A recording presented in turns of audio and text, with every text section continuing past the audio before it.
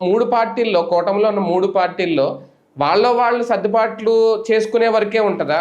కొత్త వాళ్ళకి అవకాశం ఉండేంతగా ఏమీ లేదా 263 అంటే? వస్తాయి కదా. ఇప్పుడు 80 సీట్లు కొత్తవి వచ్చినప్పుడు 80 మందికి కొత్త అవకాశాలు వచ్చినట్టే కదా. ఇప్పుడున్న వాళ్ళు కాకుండా ఆల్రెడీ పాత సీనియర్లు ఎవరికైతే దక్కలేదో వాళ్ళకి రావచ్చు రేపు పొద్దున. దేవినేని ఉమా లాంటి వాళ్ళకు, వంగవీటి రాధా లాంటి వాళ్ళకు, ఇట్లాంటి వాళ్ళకి రావచ్చేమో అవకాశాలు. మొన్న పక్కన పెట్టబడ్డటువంటి వాళ్ళకి రావచ్చు అవకాశాలు. లేదా బీజేపీ కానీ జనసేన కానీ ఎందుకు ఇంకా కొత్త వాళ్ళని ట్రైన్ చేసుకోలేకపోతుంది అంటే సమస్య ఏంటంటే వాళ్ళు తెలుగుదేశం కార్యకర్తల్లాగా వాళ్ళ నాయకత్వాలు పనిచేస్తున్నంతసేపు ఏం కాదు. అక్కడ ఎప్పుడైనా సరే తెలుగుదేశం అధికారంలో ఉన్నప్పుడు, తెలుగుదేశం జట్టు కట్టినప్పుడు ఆ రెండో పార్టీని ఎదగనివ్వకుండా వీళ్ళే జాగ్రత్త పడతారు.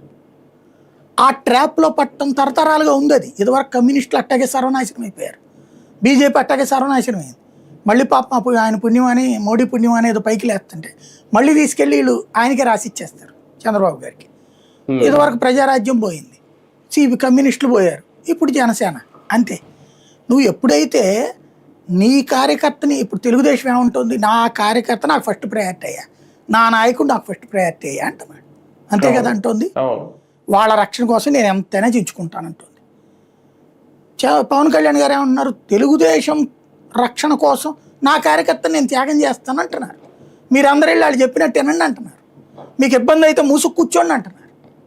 భారతీయ జనతా పార్టీ ఆ మాట అంటలేదు, కానీ ఎంకరేజ్ చేస్తుందే.